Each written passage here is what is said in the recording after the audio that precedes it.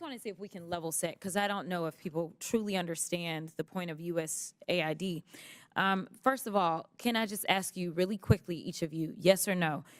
Do you believe that soft power matters? Yes or no, Mr. Unger? Yes. Yes. Yes.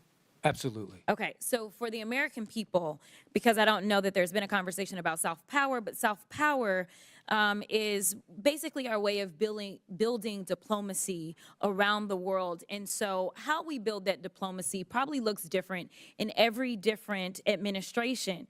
But the issue that I have right now is that some would argue that we've taken a butcher knife where we need a scalpel, or others would just say that we are throwing out the baby with the bathwater.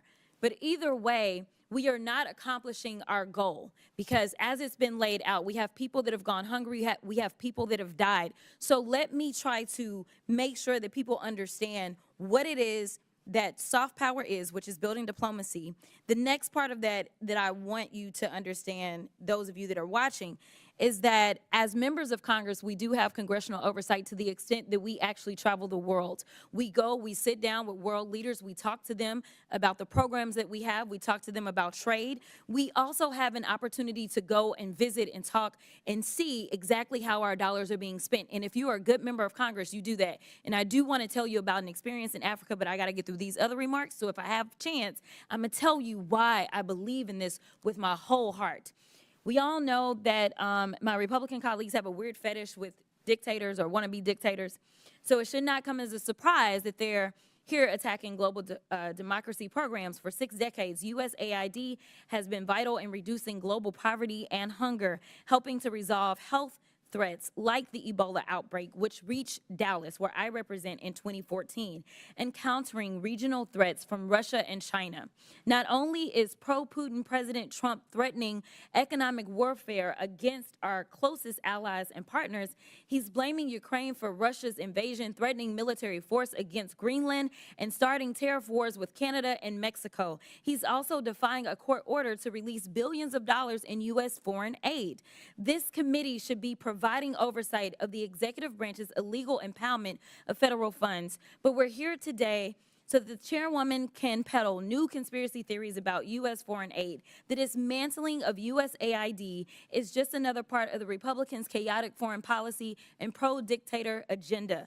Republicans are turning their backs on American farmers who provide nearly half of USAID's global food assistance. I'm gonna stop here really quickly, because I think what happens is that when the American people hear that we're sending out money, they believe that we're just dropping bags of money places. And that's not what we do. But let me tell you, China does. China does. Because I've sat down and I've talked to people, and one of the reasons that we are behind China is because they have argued that there is no red tape. And China is like gangsters. Like, think about the biggest, baddest guy offering you money when you want it, like a loan shark, right?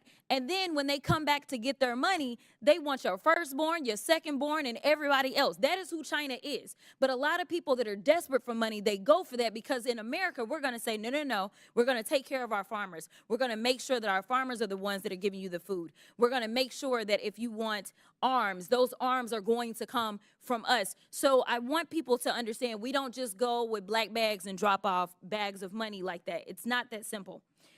But I want to get to a couple of questions, because I know I'm running out of time. Mr. Unger, the chairwoman stated that, quote, the federal government has been sending billions after billions of dollars to push left-wing ideology, fund radical extremist groups, and usurp the will of the people abroad and here at home. Is saving 20 million lives through the president's emergency plan for AIDS relief, or PEPFAR, part of some left-wing ideology?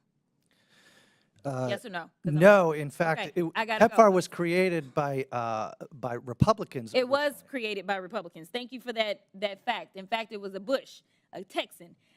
What about eradicating polio in nearly every country and cutting malaria deaths in half? No. Okay. So here's the other thing, and I don't know if anybody knows the answer to this question. We have been talking about USAID and trying to pretend like it's the devil, but when we look at the numbers, is it 50% of our budget that goes to USAID, Mr. Unger?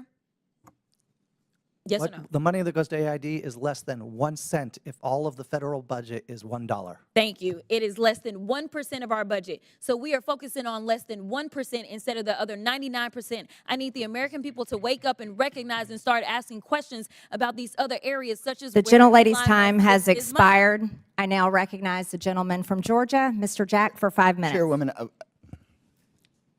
Chairwoman, I wanted to ask for unanimous consent to enter an article into the record from this morning. It is an article from the Washington Post this morning titled, "Judge Orders Trump Administration to Pay Millions in USAID Funds That the UN World Food Program is owed more than $820 million in funds," from just this morning.